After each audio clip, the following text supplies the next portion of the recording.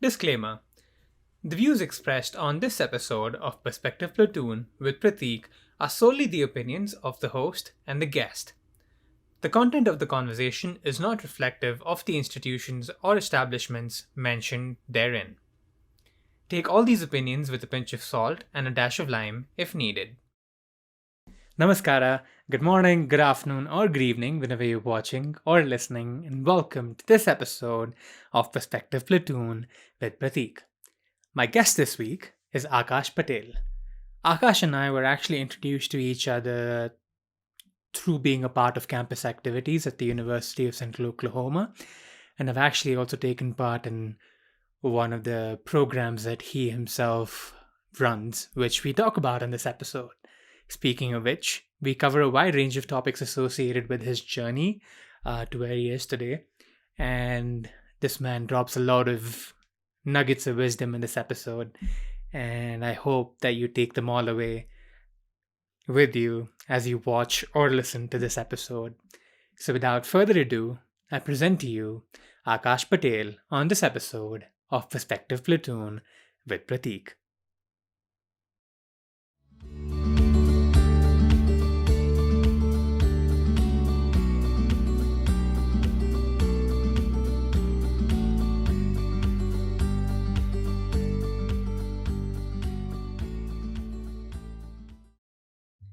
Hey Akash, how's it going? Fantastic, Prateek. So good to see you after a while, after quite a few months that I'm catching up with you. Yeah, it's been a while for sure, for sure. Good to see you too, and thank you so much once again for joining me.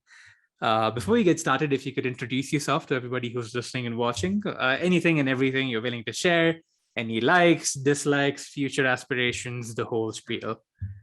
Sure. So I'm Akash Patel, and I'm the founder of a nonprofit organization called Happy World Foundation, a nonprofit that I created after the passing of my twin brother, Anand Happy Patel, who was 27 years old when he passed away to a tragic plane crash in Arizona in 2018.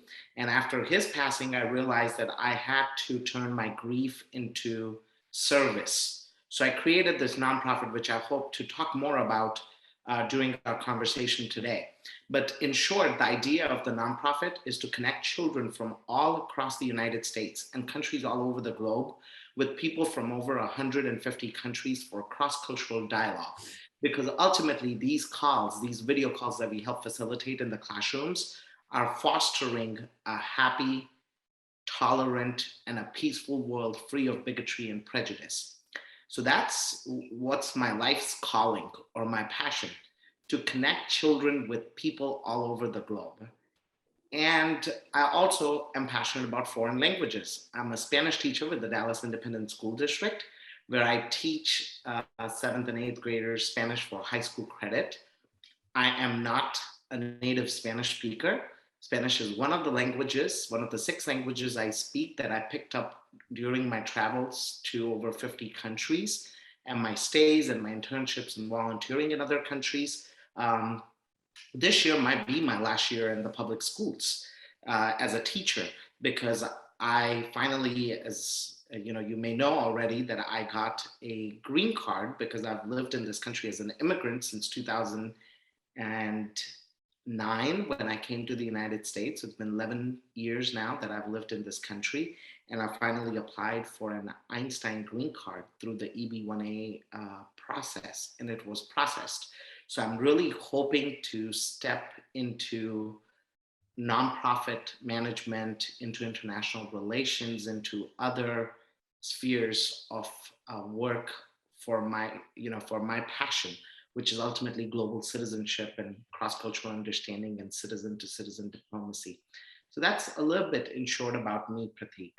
Um, Tell me more about what's keeping you busy lately. For sure, 100%. Probably not everybody who listens and watches this probably knows fully, but I did recently get a job and I'm working as a lab technician in the Vail Avon area of Colorado, in a place called Colorado Mountain Medical. And it's going to be a month in 5 days. So it's been a whirlwind of a time. Like there's a lot happening. all at once. But I'm grateful for the fact that I got the opportunity to move to a place like Colorado and get the job too, because it was getting close to a time where I shouldn't have been unemployed, because usually there's that limit of like 3 months up until you can get a job, or otherwise it sort of puts your status in jeopardy and so on. But anyway, I'm grateful for the fact that I'm here, and doing this as well and getting to talk to people like you. So that's pretty much what keeps me going right now, Mhm. on a day-to-day basis. But I appreciate you asking me that, because I don't think I've publicly mentioned the fact that I moved recently, because it's just happened so quickly that I personally haven't gotten enough time to process it myself. But yeah, that's pretty much what's going on right now. So to kind of get the ball rolling, why teaching That's was, yeah. I know that's a that's a very loaded question, but and yeah. Prateek, just like you, I come from India, and our the stereotype for Indian Americans. It's like you can either be an engineer, a lawyer, a doctor, or a disgrace to the family. Yeah. So my brother and I got a scholarship to study at Iowa State University in 2008, or late 2008, early 2009. And I came to the United States to study nuclear engineering, and my brother came to study computer engineering at Iowa State. And we were there for 6 months. We were so incredibly involved at the university with the student groups, student organizations, more in the community than with our own pursuits of engineering. Okay. So that very semester, Pratik, I had an internship opportunity with Dr. Carolyn Heising. She was the former chair of the American Nuclear Society. She hired me as a clean energy policy intern, and we traveled to India to study thorium based fuel cycles. While we were in India, you would not believe this lady, who's a scientist and a professor of nuclear and industrial engineering at Stanford, MIT, Iowa State, and other universities. She tells me, Akash, you've got a gift in leadership. And you have a great gift in public speaking, in connecting with people. You're a people person. Have you ever thought about using these gifts? And that really struck straight to my heart. I was like, what am I doing right here? Working with reactors or working with machines. I don't see myself 30, 40 years down the line working with machines. I see myself with people, just like my brother. We both were incredibly, passionate people persons who liked hanging out with people, or who liked making people feel better about themselves, to motivate people. And we hosted all these large scale events at Iowa State, like international festivals, and we were the MCs all the time. So that semester, we decided we were going to quit this pursuit. And you know instantly what's going to happen to your Indian parents when you tell them you're going to quit engineering, and you're going to run away from Iowa buying a secondhand car on Craigslist and travel all the way down south to Oklahoma, where we had an uncle. And we decided we were going to go to a community college. And we went to the community college. I got my associates in liberal studies. My brother got his associates in business. And we were kind of lost. But I think, had it not been for getting lost, we would have not found our passions. My brother found his passion for business, and I found my passion for teaching. So right when I graduated with my associates, I remember there was a lady from a teacher's college. She was out there, and she's like, "Hey, do you want to go ahead and get your 2-year degree in teaching?" And I was like, maybe, yeah, sure, let me do that. Maybe I'll find a passion and interest for teaching. And there we go. I started my teaching career in a very small public university in Chickasha, Oklahoma, where people had never seen someone as brown as Prateek or Akash. So people literally would stare at me at stop signs and be like, who is this guy and where is he from? So when I started teaching, or student teaching, which is called teaching internships, the students were from such a small town, predominantly white, maybe one black kid in the entire classroom. So I would go to the school and teach them about my travel experiences, or my work with elephants, my work with sea turtles, my work traveling to over 50 countries, and you would see them light up like little bulbs. And I was like, wow, it looks like whatever I'm doing is creating some sort of an impact on these kids. And the kids would be all excited, like, Mr. Patel, tell us what country you're going to talk to us about. But that, really sparked my interest in teaching, and not just teaching, but teaching them about our planet, teaching them about other cultures and other countries. Because I realized when I was in these small towns, and I'm sure, Prateek, you've experienced stereotyping, or maybe you have stereotyped someone else, just like I have. Like when you see somebody, you just put them in a category or a box simply because of the color of their skin or their last name. We're all guilty of it because we all have stereotypes, and not all stereotypes are bad.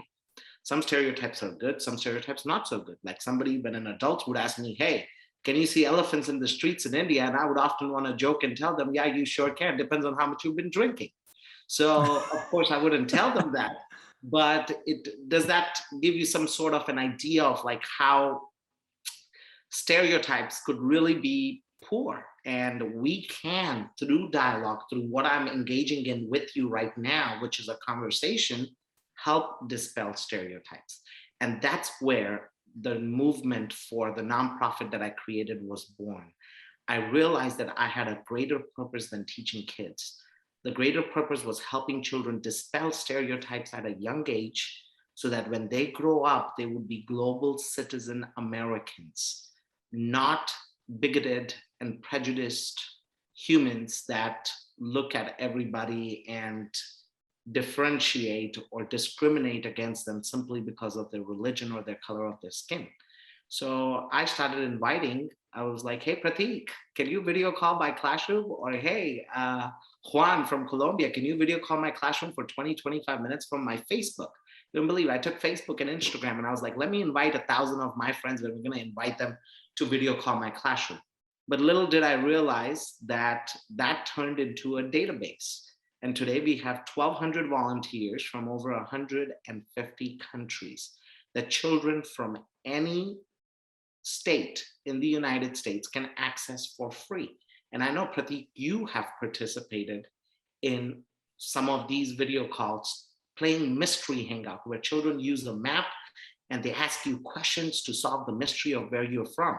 So why don't you tell me a little bit about what did you experience when you participated in one of those calls? And I vividly remember one of those calls was in such a small town of the United States where people may have never seen or even heard of where India is on a map. So what did you think out of that short 20, 30-minute experience that you had with a group of kids? I think, well, to start off, I think there's nothing like childlike curiosity. I personally think there's just an element of curiosity that kids have that I don't think, well, maybe I should paraphrase that, or not paraphrase that, but phrase that by saying the world will sort of, it can feel like the world beats the curiosity out of you as you grow old, or at least that's the sentiment that people tend to carry sometimes. But the way the kids asked me questions, and I even remember, I think it was in one of the classes where you were in, there was a kid who was fascinated by the beard that I had, because I had a bit of a beard at that time. So all of those sort of, that's just a bit of a side note, but in terms of like the way they asked questions and how they were open to learn, because I think kids are very open in terms of receiving things, right? Because they haven't gotten as much as a 20-year-old or a 25-year-old has had over that period of their life. So you sort of get to see that the wheels turning in their head as they're asking you questions, which is really cool, because the moment they find it and the sort of happiness, all of that is it's very rewarding in a lot of ways, I'm sure, for you and for a person like me who's participating, to see kids learning a little more about where I come from. Because yeah, like you said, it definitely feels like stereotypes exist everywhere, and I'm probably guilty of that as well, like you said. So it's great to sort of see that through the initiatives that you've been taking, that kids are getting to learn about the different places that exist in the world. And these seeds can maybe grow into plants to where they go out one day and sort of maybe want to go to India or Argentina or Brazil or wherever else it may be, and sort of learn more about those countries. So I definitely feel like it's a great experience for me as someone like sort of being a part of the mystery hangout, and for the kids to where it starts something for them at such a young age. So yeah, it was a great experience overall, for sure. And just to add to that, as you said, that hey, someday they may have the ambition of going to India. That's a Yeah. big deal for a lot of our kids, especially kids you connected with in small rural communities. They have never stepped outside their farms or their ranches. So forget India. But when they see somebody from India and they know, oh my, this guy is intelligent, he's smart, they start associating Indian people with something positive. So they're going to be less likely to think of Indian people as something negative, or people from Afghanistan, or people from Kenya, or people from Argentina, Chile, Colombia, whatever it may be. And secondly, they will now have the dreams and ambitions to look beyond the four walls of their classroom and be like, someday I can go to Prateek's country and maybe go see the elephants in the wild, or go see the last remaining Asiatic lions in Gujarat, or go see the Himalayan mountain ranges. That the fact that they could have that ambition, and a lot of the viewers may not even know that in the United States, we have a lot of schools that are struggling. When I say they're struggling, is not what you see on the TV about the United States, extremely affluent country with lots of resources.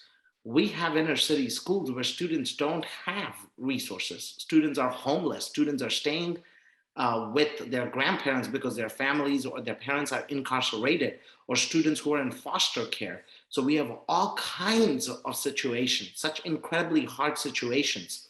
But through these positive, joyful experiences, we hope that not only can we inspire empathy and a respect for other cultures, but at the same time we can inspire them to aspire to go places that they may have never imagined. That is beautiful in a lot of ways, because I think a thing like empathy, which I mean, I do sort of mention this towards the end, but I'll mention it now too. Mm. It's a huge part of why I started this as well, because it very much feels like, especially with the way things have been in the past few years, and it's not just about America, I think it's been sort of common around the world, where you see the sort of divisions in just the way people think, this sort of us versus you're either with us or against us mentalities and all that sort of stuff. It's really unfortunate to see, because at the end of the day, I think we forget a lot of the times that we're all, the only thing that makes us different is probably where we come from, the way we look, and maybe a few genes in our bodies. Mm. So it's very beautiful to see that through the work that you're doing, that you can foster empathy in kids at such a young age. Because, and for bad or for worse, I guess the generations of the past were different, to where maybe that wasn't the emphasis for kids at school or for parents at home. But now, through things like this, just to sort of build that level of empathy in kids, to sort of understand that, okay, there's nothing wrong with people being different. It's just that's what makes them who they are. Because if we were all the same, we'd just be clones walking around, and that wouldn't make anything fun. It would just make things boring.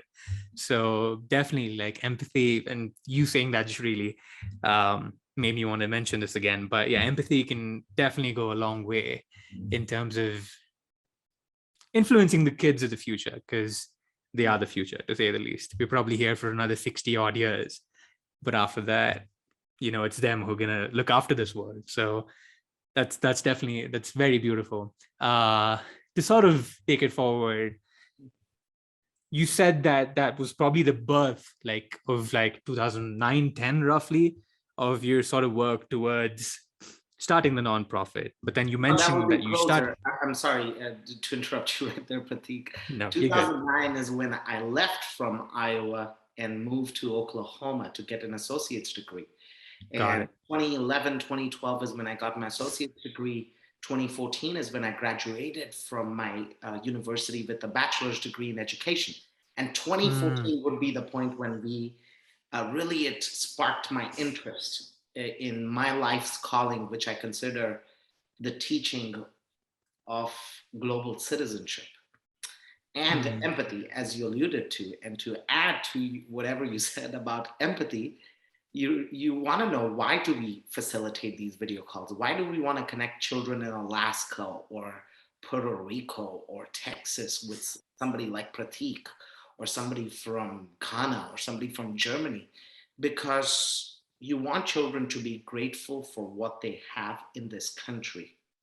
Yes, some of the children don't have as much as some in the affluent neighborhoods, but still, their poverty is nothing compared to the poverty of kids in Yemen, or kids in South Sudan, or kids in other parts of the globe.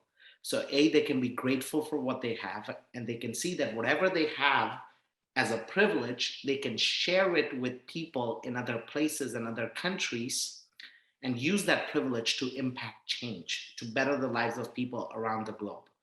And just the understanding that you're grateful for what you have in this country, and you empathize with the problems of people in other countries is great, because it helps you be grateful for the many freedoms you enjoy in a country like the United States. Definitely, that's a very important point to make because, like you said, it's very easy to forget the sort of privileges that, even though I'm an immigrant from India or a non-immigrant on a student visa from India, the sort of privileges that I get um, are very different from a student who's probably decided to just pursue their career in India. Mm. The sort of options that I have to go to different places and all those sort of things, it opens up opportunities. And at the end of the day, I think it's perspective, right? Like, how much do you think is perspective very important in all of this? How much is perspective important in all of this? Yeah. I think a great lot. I mean, just think, I'll give you an example. So I had a report, I was following a reporter on CNN who was covering global climate change in the Kiribati Islands, which are atolls in the Pacific Ocean. So I tweeted to him and I asked him, hey, why don't you video call my students for 20 minutes? My kids would love to see what's happening down there. And he did, and he called us from a school down there. And there was an interpreter who interpreted from, the local language that the kids were speaking to my kids in English. And my kids, the first thing they asked is like, hey, what do you do for recess? And the kids down there, they're like, hey, we live right across from the beach. So when it's recess time, we step outside the school and we go jump in the water. And one of the kids there said that, hey, very soon we are not going to be having our school. Our elders are saying that our school is going to go underwater, and we are going to be forced to move from our country of Kiribati to another island nation that we have very little in common with. So that gave my students perspective about, like, hey, how great is it to live in this place right now where I do not have the fear of having to lose my home to flooding or to global climate change. And I don't have to fear to leave my native land and my home and move as a climate refugee to a totally different place where you don't know what life is going to be like.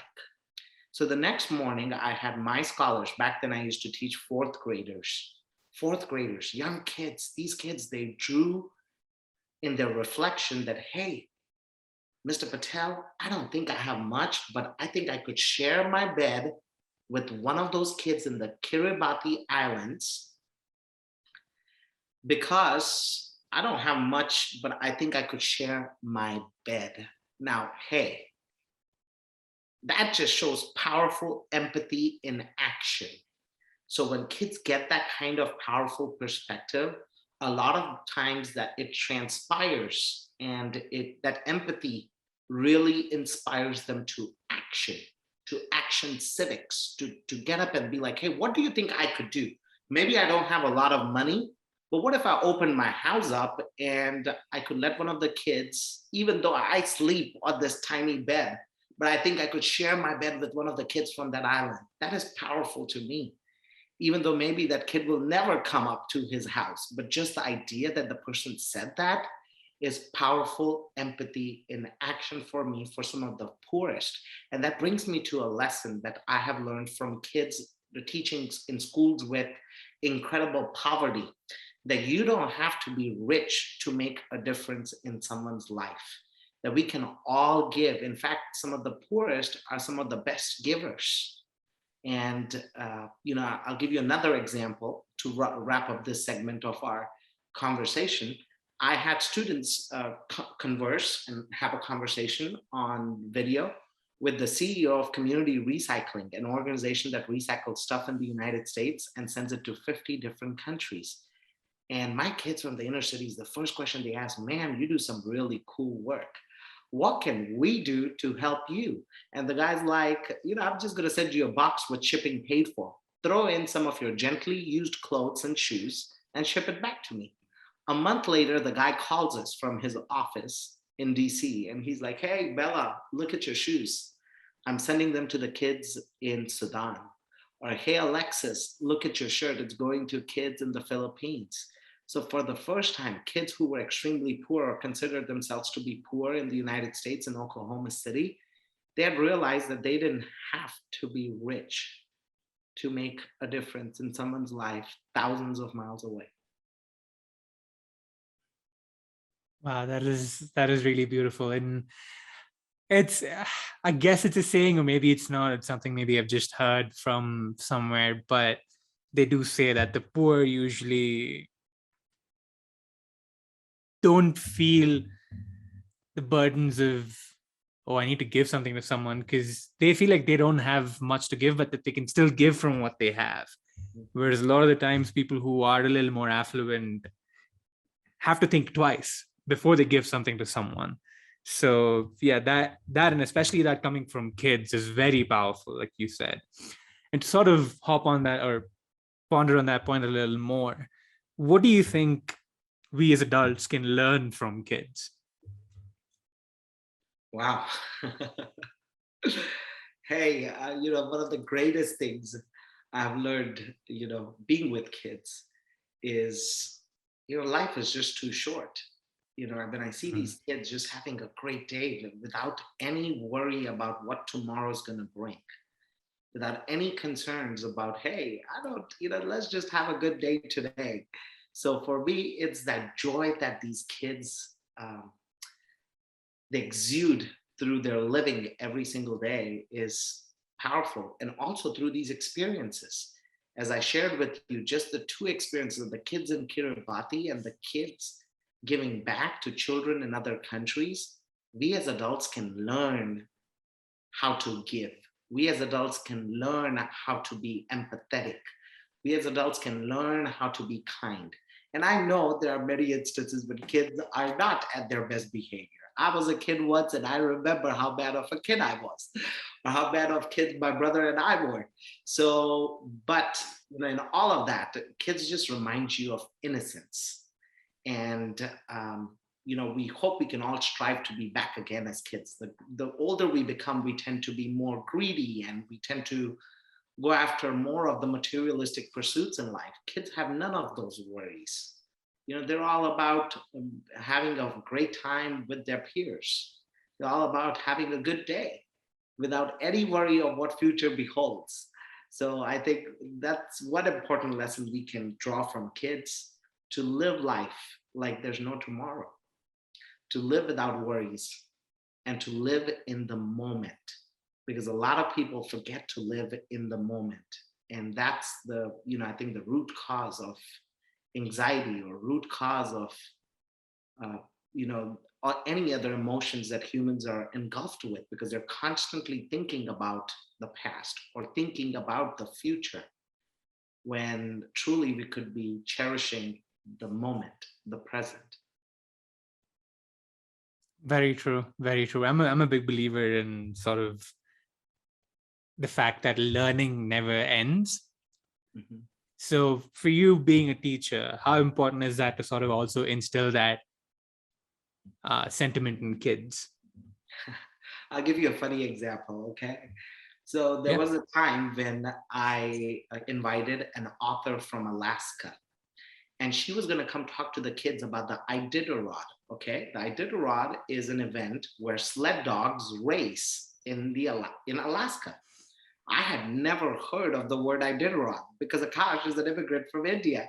And he came and started teaching in the United States. I'm like, hey, today, hey kiddos, today we're gonna have somebody from Alaska talk to us about the Iditarod. And I remember one of the little boys whispered to the other kid next to him, and he's like, it's Iditarod, but don't correct Mr. Patel. He's a foreigner. So, at that point, I instantly exclaimed and started giggling. I was like, guys, you've got to correct Mr. Patel. I just because I'm a teacher and maybe because I'm a foreigner doesn't mean I get it. You probably do not want to, try to offend me or hurt me by trying to correct me, but Mr. Patel deserves to be corrected because he is also a learner and he is constantly learning with you. There are instances during teaching when kids will correct me. I don't think, Mr. Patel, that's correct. And that's when I have to stop and pause and reflect. And I'm like, yeah, even though I'm the teacher, I'm not correct in this instance.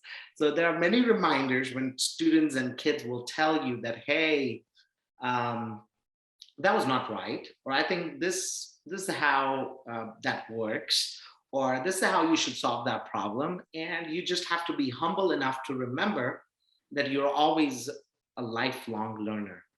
And when students see that their teacher is vulnerable to learning, to accepting his flaws and becoming a better teacher, a better practitioner of his profession or her profession, students feel more comfortable making mistakes in the classroom. And if you don't make mistakes, you're never going to learn. So you have to make them feel comfortable in a safe space where students feel like if they make a mistake or if they make errors, it's totally okay. That they're not going to be intimidated by errors, they're not going to be intimidated by mistakes, but that they're just going to be like, okay, I made a mistake, I'm going to fix it, and I'm going to learn from it. So that's the kind of culture most reflective, lifelong learning professional teachers would try to inspire in their classrooms. That's awesome. And to sort of expand on that a little more, not necessarily focusing on the kids, but on adults. Mm-hmm. I personally believe like a lot of the times what hinders us from learning from other people, maybe someone who's a little younger from us as we grow old, is our own ego. So how important do you think it is for us to understand that we need to separate our ego when it comes to learning from whoever it may be? You know what? I find it, I'm so glad you brought up ego, because sometimes I struggle with it, it's something that, as soon as I speak 6 languages. So sometimes I remember the very first year when I started teaching, if I had a scholar trying to correct me, I kind of would take it personally. And then I realized over time, like, just because I speak 6 languages doesn't mean today, maybe by the time I die, I want to be speaking 10 languages. And you never stop learning. I think the problem with somebody pretending to be egoistic or is just that they're not willing to accept that we're all humans. We all have flaws. We all constantly are trying to become better versions of ourselves. And for those who accept that, they're going to have such a better time becoming better humans and relationships with their families, with their loved ones, with folks they interact with on a daily basis. But if you're going to be stubborn, egoistic, where you're not willing to change when a change is needed, it's going to be hard establishing relationships with others. It's going to be hard to get along with others. So I think getting rid of ego comes with time and your personal willingness to improve, to change, to get better, to be better, that desire that, hey, I can be better than what I am today. And each day I can learn something new. Most definitely. Because like that example that you gave of a scholar sort of correcting you for something, it happens to us on a day-to-day basis, right? Like when somebody says, hey, I think we should do it this way instead of doing it the way that you're suggesting we should do it. Mm-hmm. We tend to take offense to the fact that oh, like, you don't want to do what I'm doing because, you think what you're suggesting is better or whatever. So maybe this is a very, I guess it's a question that needs a lot of what's the word I'm looking for? Maybe it needs a lot more exploration, but why do you think that is, that we struggle with being open to learning? And like, why do we let our ego tie us down to that extent? That's hard to tell. I don't know. Maybe it's just I think it's the personality of certain people, and I might be guilty about that a couple Right. times in my life. Like I always, there were times in my life where I would want to find the flaws in others when conflict arose, and be like, now as I grow older, I'm almost 30 years old. I'm 30 years old now, so with life, with experiences, with events in your life that created conflict. And with time, I think time is crucial sometimes. And openness to feedback, to be able to listen to feedback and be like, oh, I think, yes, you're right. What I did was not correct. And I think I need to work on this. So you have to be able to reflect. And I think very few people have that power of being a reflective learner. So it comes with time, it comes with patience, it comes with experience. When you make errors and try to find faults in others, and then you end up making that same error again and blame others for the same thing again, you realize you've got a pattern and you've got a problem there. So if things keep repeating and things keep happening again and again, and you blame others for it and not your own self, you see where the problem is. So I think I get that from, working with young scholars. I see that, I constantly see them making mistakes or errors and then improving upon themselves. So I think not only does that make me feel, younger again, wanting to make mistakes again, but at the same time, it makes me feel like, hey, I need to improve upon some of these things and reflect, just like our kids, that if they can reflect and improve and be better, it is just that openness that we need to all develop to feedback. Openness to feedback and openness to change and willingness to change. Some people are extremely stubborn. They are not willing to change. And maybe I was one of them at one point in my life. But now, if people walk up to me and be like, Mr. Patel, I think this didn't work out or this worked, I'm a reflective practitioner who's like, okay, let me work on it and think about it and see how I can be a better practitioner. Mm, definitely. Definitely. This is another passing thought that I just had.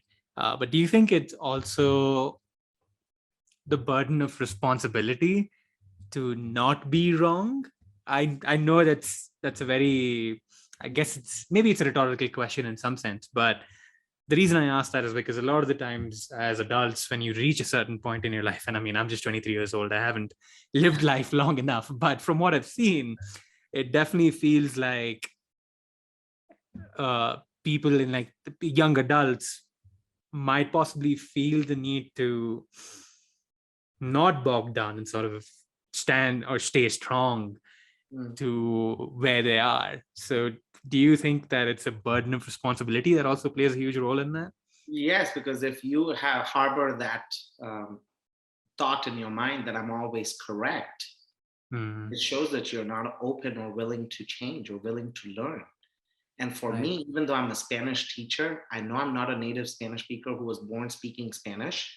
I'm certified to teach Spanish in both Texas and Oklahoma. I passed the exams with distinction. So I know I'm a very good Spanish speaker who can speak Spanish almost as good as a native speaker, to a point where when I go to Latin American countries, because of how dark I am, people think I am Hispanic, from Mexico, from Panama, from one of the Hispanic, Spanish-speaking countries.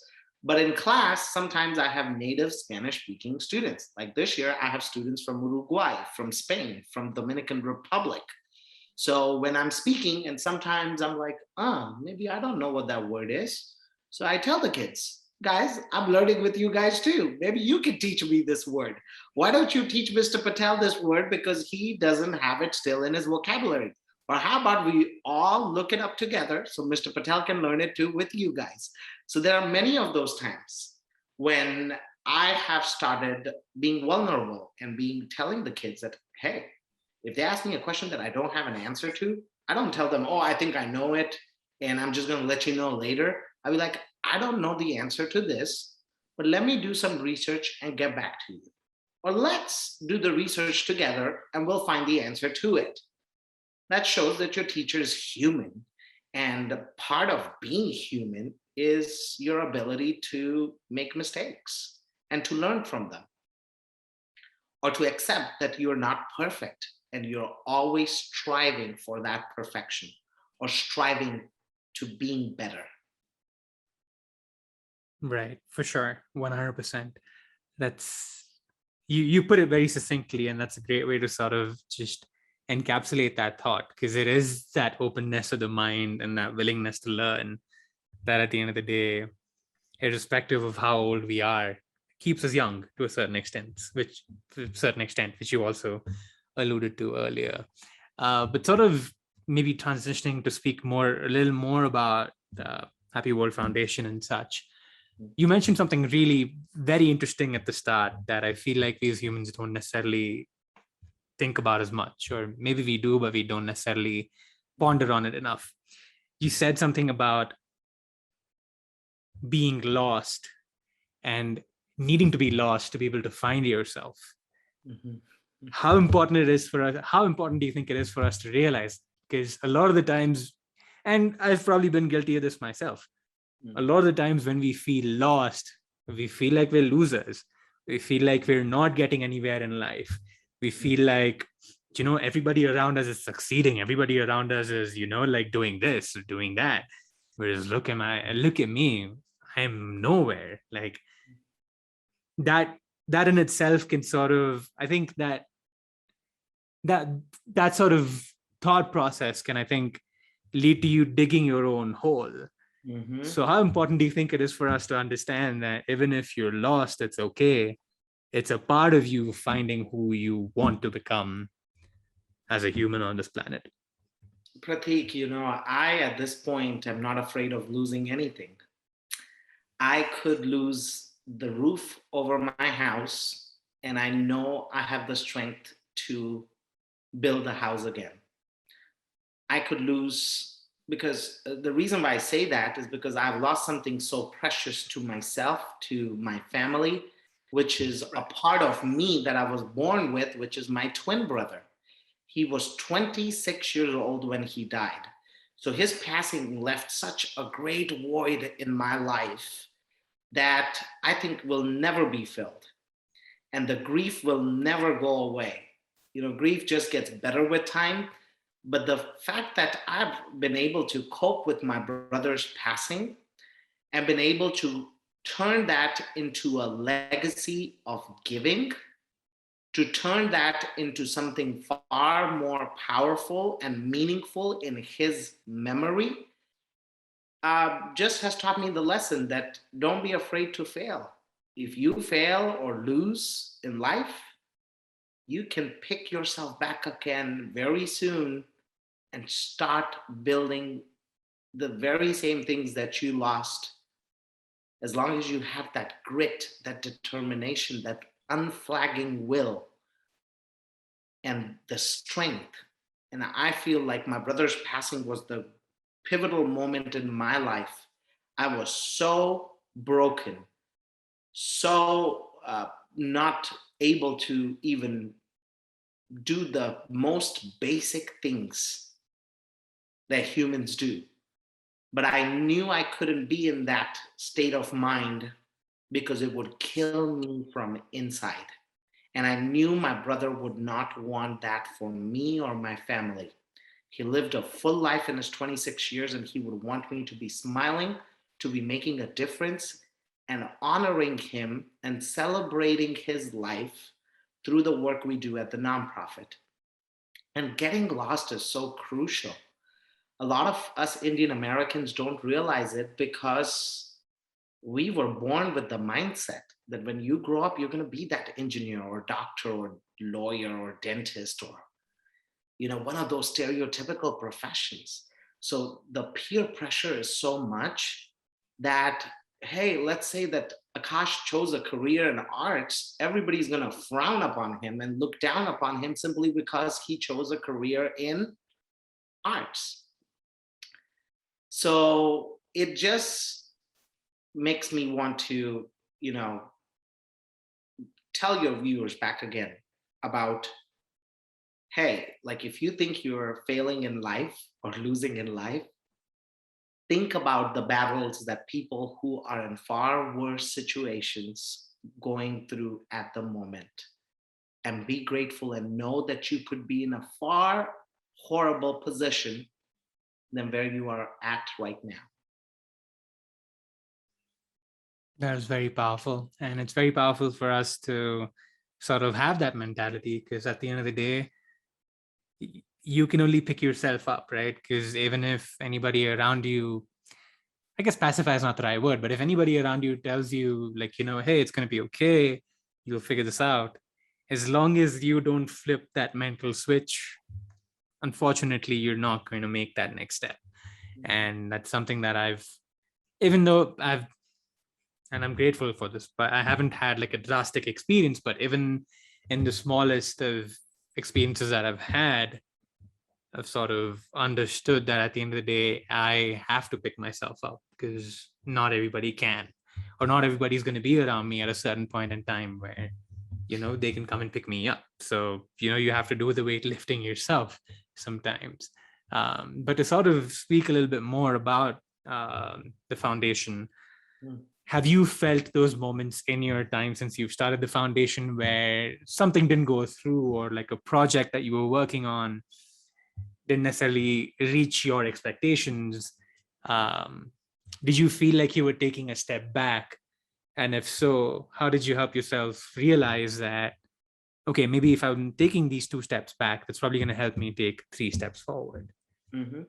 Well, disappointment in life, that many times, you're going to come across moments when you're going to be disappointed with personal relationships, with people, with life, with work, with whatever it may be. And there will be times when you feel like you're not at your 100%. Like I sometimes am so overworked or so overwhelmed just because I want to give so much of myself that I forget to take care of myself. And that's where I want to, allude to self-care. A lot of us burn ourselves out in the pursuit of excellence, burn ourselves out in the pursuit of getting the best things and getting the things the fastest. And in that pursuit, we forget to enjoy life and forget to enjoy the small things, the smallest things, which is interactions with your families, or self care and time for yourself to sleep and rest well and to drink well and to just be kind to each other and not be in this crazy rat race for materialistic pursuits. So, whenever I have felt that kind of disappointment or felt like I have not accomplished a goal like I would have wanted to, I remind myself that at least I got close enough. And someday I will get there. So, with that kind of perspective, I know I tried and did the best I could. And sometimes it just might not be for you. That the fact that you didn't make it, the fact that you couldn't accomplish something that was so reachable is just because life wanted you to take a break there. Take a break and recharge your batteries so that you could give your 100% again. Very true. You said something very interesting there again, which I want to sort of hit on a little more. You said something about us not getting everything we want. How important do you think it is for us to realize that and understand that it's okay to not get everything you want? That only will come with age, with time. You Right. realize that in life, you will not always get what you want. But life has its own ways of showing you like, hey, look, you didn't get that, but look where you're at. You're with time, everything makes sense.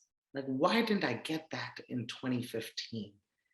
And if you stay in those thoughts, you'll probably never realize that life has something even bigger and better and more beautiful for you, and it's hindering your progress. So I think I just have learned over time with perspective that in life you're not going to get everything. And just because you're not going to get everything, hey, it should not stop you from understanding and thinking that, hey, life has got something way better for you out there.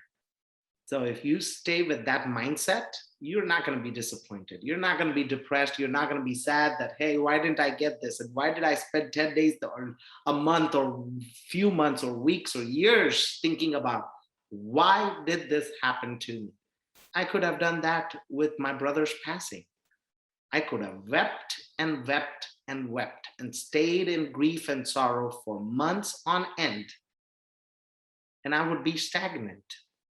But at the same time, I could have taken that same grief and channelized the power of that grief into something positive and make a difference. So I could feel better and I can make sense of, hey, yes, we never know when we're going to leave this planet. None of us have a date when we're going to leave. But certainly we want to leave this place a better, a happier, and just a better and a happier place than where we found it. So that's what has given me perspective in my life. Like, yes, it's not perfect. And nobody's life is perfect. Not even the richest person on earth's life is anywhere close to perfection, because they could buy all the materialistic things in life. But sometimes there are just some things that you said, you're not going to get everything that you want in relationships and life and work, wherever you go. But with time, you're going to find out, you are going to be wise enough to find out why did some of the things not work out like like you intended them to work in the past. Definitely. Um, Based off of just the conversation we've been having so far, I seem to understand that you lay a huge emphasis on experiencing things and sort of learning through those experiences. How do you find it best to open yourself up to any experience in life? Well, I'm an adventurous person, so I have opened myself. I mean, thank goodness to getting lost, as I said. My Right. degree is in elementary education with a certificate in math, teaching high school math. You must Right. wonder, how did I end up teaching Spanish? Because I was so adventurous in college that I wanted to experience things.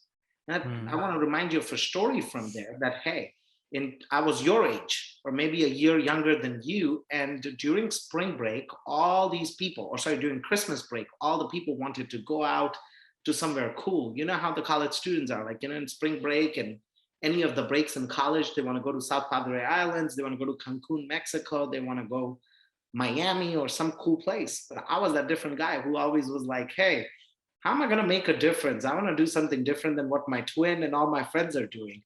So back then in 2011, I sent a letter to 50 random people on Facebook that I translated from English to Spanish.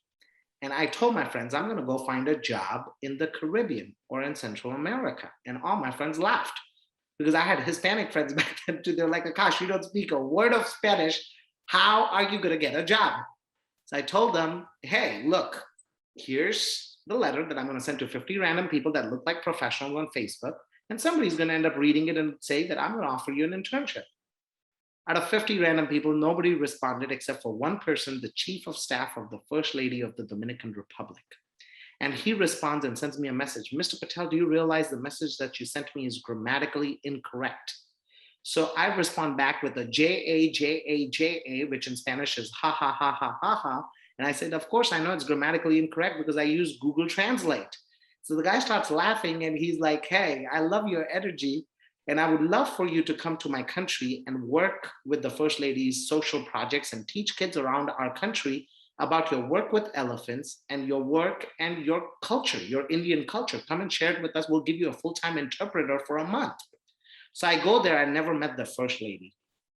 But the last day I was there, the kids gave me a farewell at the National Music Conservatory and they danced bachata and merengue with me, which was telecast live on the national television. Then I come back to the United States and I make a resolve, I'm going to learn Spanish. Even if I don't have a degree in it, I'm going to learn it. I learned it, got a degree in teaching, and then I passed the exam to become a Spanish teacher. And the first year that I was teaching Spanish in Dallas, Texas to middle schoolers, I became a finalist out of 30,000 teachers for the 1 million Global Teacher Prize. And while I was a finalist, I was flown to Dubai for the Oscars for teachers, which is what it's called, where 50 teachers get picked to be in the top 50 and one teacher takes home $1 million. Now, I didn't win $1 million, but I'll tell you, I won $1 million moment at the Oscars for teachers. There are Hollywood and Bollywood actors and actresses and presidents of different countries, but I was under a palm tree in Dubai, sipping on a drink, and I ran into two Secret Service agents who said, "Como tu ta, que lo que?" which is a Spanish spoken only in the Caribbean. So I turned around and started speaking to them in Spanish from the Caribbean because I learned Spanish with the First Lady's office in the Dominican Republic. So the guys couldn't believe it that this guy can speak Spanish. So they turned to me and they're like, "Hey, Akash, so how did you learn Spanish from our country?" And I was like, "Back in 2011, I worked for Doctora Margarita Cedeno de Fernandez." And they were so shocked. They said, "We are the Secret Service agents to the same lady who is now the vice president of the country and attending the Global Teacher Prize ceremony in Dubai." So the next morning in front of 5,000 people, she invites me up on the stage and she tells everybody, this guy, when he came to my country, didn't speak a word of Spanish, and now he speaks it so incredibly well. So for me, that was such an incredible moment that had it not been for getting lost, leaving that career in nuclear engineering, coming to Oklahoma, getting an associate's in liberal studies, and then a bachelor's degree in education to teach young kids and to teach mathematics to high school students, and then getting lost and sending random 50 messages to people on Facebook that looked like professionals, people would think I was crazy. But had it not been for that journey, how would I have found my true passion and true calling today, which is languages? And through the power of languages, promoting peace and tolerance in the hearts and minds of our children today.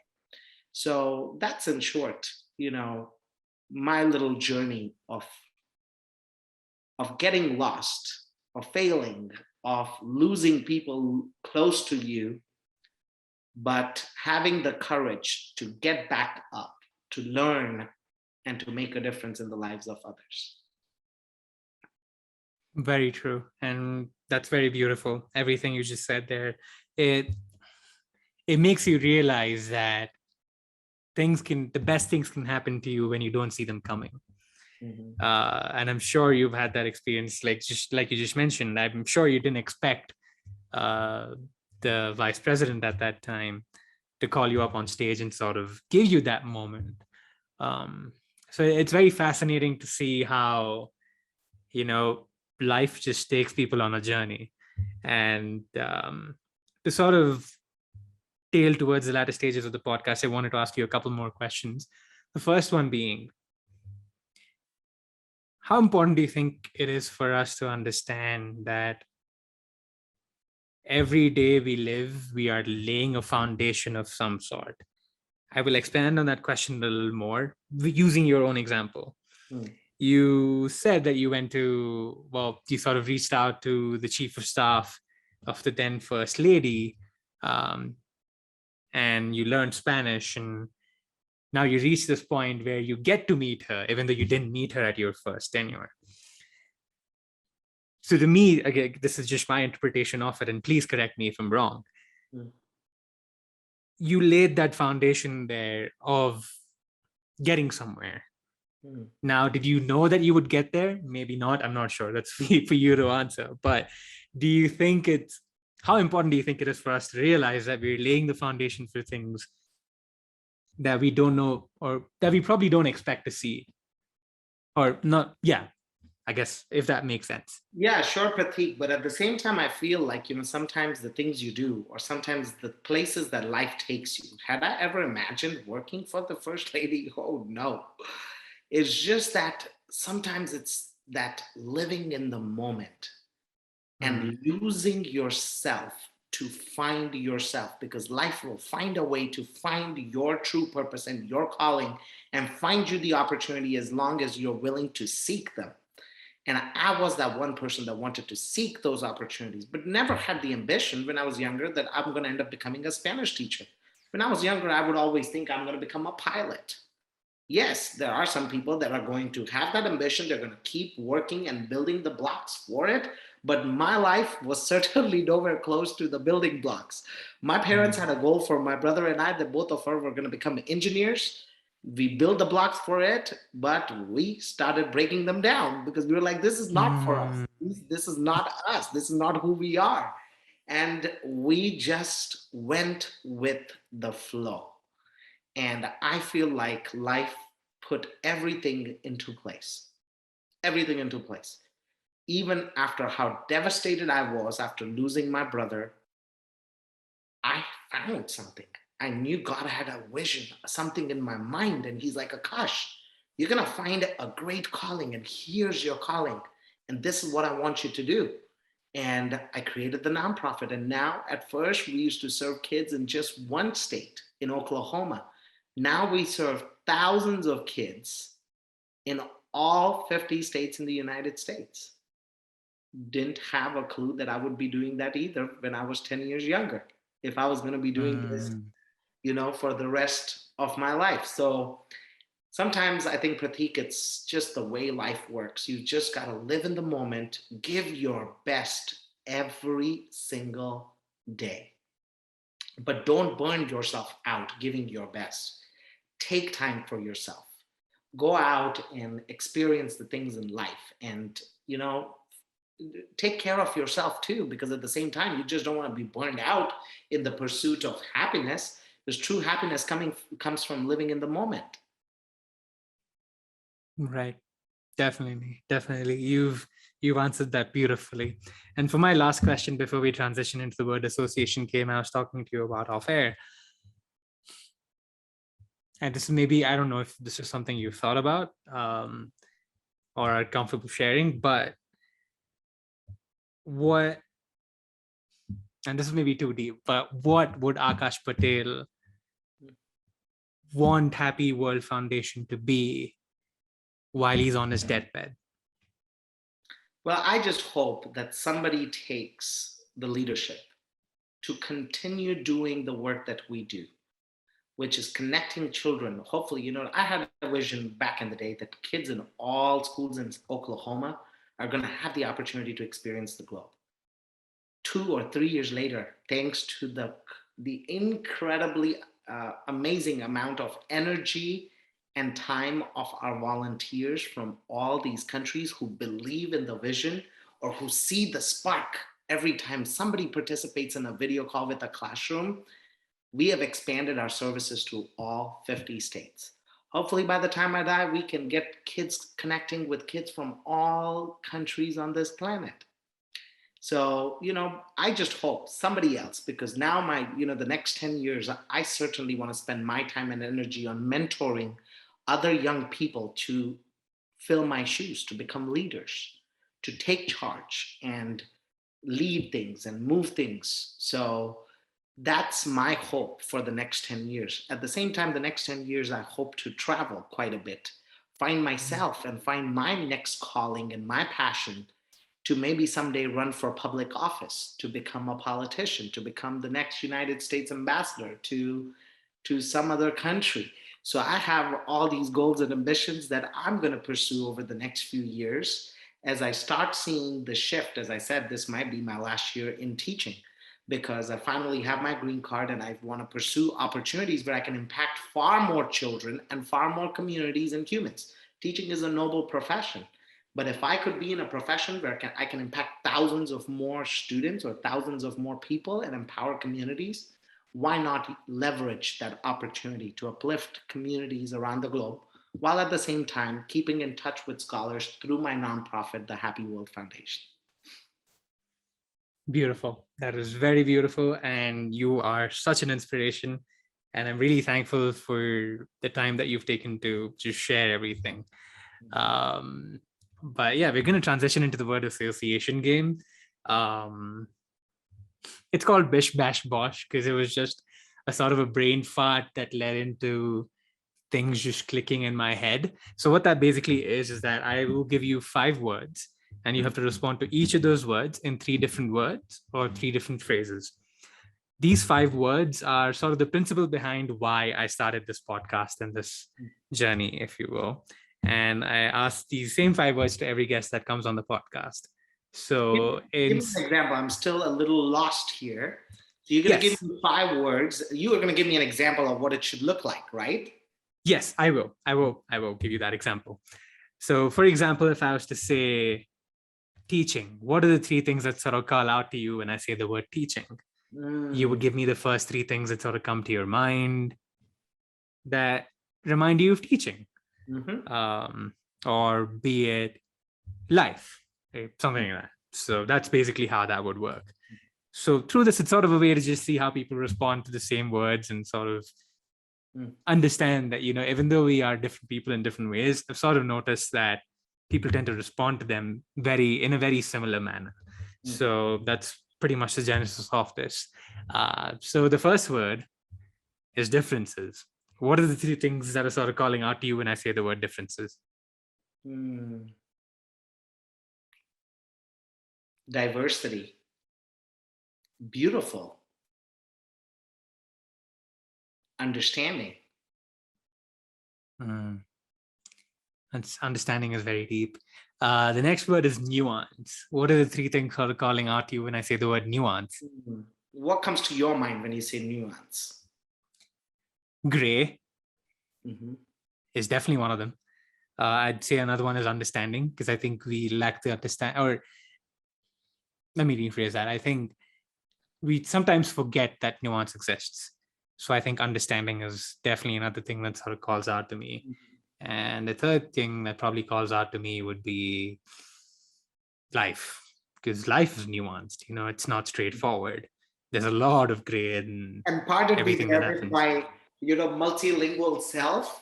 I still am lost on the word nuance. I mean, I have heard the word nuance, but Right. here's me being humbled and asking you, what does the word nuance mean? Right. Yeah. Well, what does the word mean? Oh, sure. So basically, it's a lot of the times we see things as like, oh, it's either this or it's that. But it's not as simple as saying it's either this or it's that. There's a lot more in between those 2 pillars that we've sort of put. Mm. Like, for example, we just spoke about how there's a lot of things that sort of make kids Mm. what they are. Mm. It's not just their upbringing or the fact that they're poor or rich. Mm. There's many different things that sort of play a role in making them who they are. So in a lot of ways, that is nuance, sort of understanding the fact that, and this is just my personal interpretation of the word, if you will, but Mm. understanding that it's not just 2 dimensional. There's a lot more to it than what meets the eye. So Okay. yeah. So I think that nuance could be variety, right? Mm. Variety. And again, it goes back to your first word, differences. Because if nuance is a variation of things, it's variety, differences. And again, I think variety, differences add spice. So maybe spice to your Mm. life. Variety, differences, and spice. Nice. That's awesome. That's awesome. The third word is learning. Learning,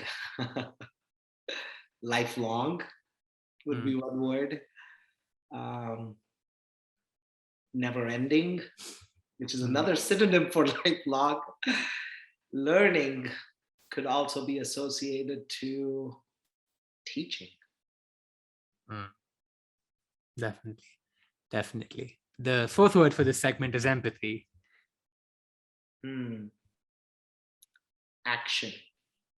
Mm. Sometimes empathy leads to action. Empathy, understanding, and empathy is caring. Mm. Very true. The last word for this segment is similarities. What are the things that are calling out to you when I mention that word? Differences. Mm,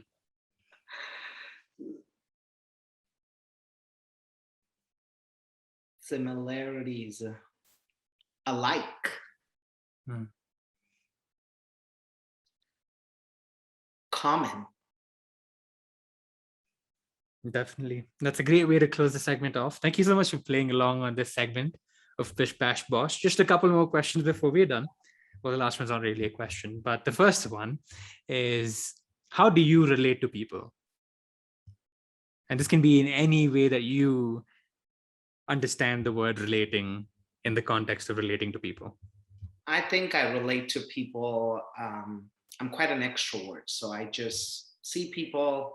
I can relate to them based on the way they smile and try with eye contact and just be like, hey, or hola.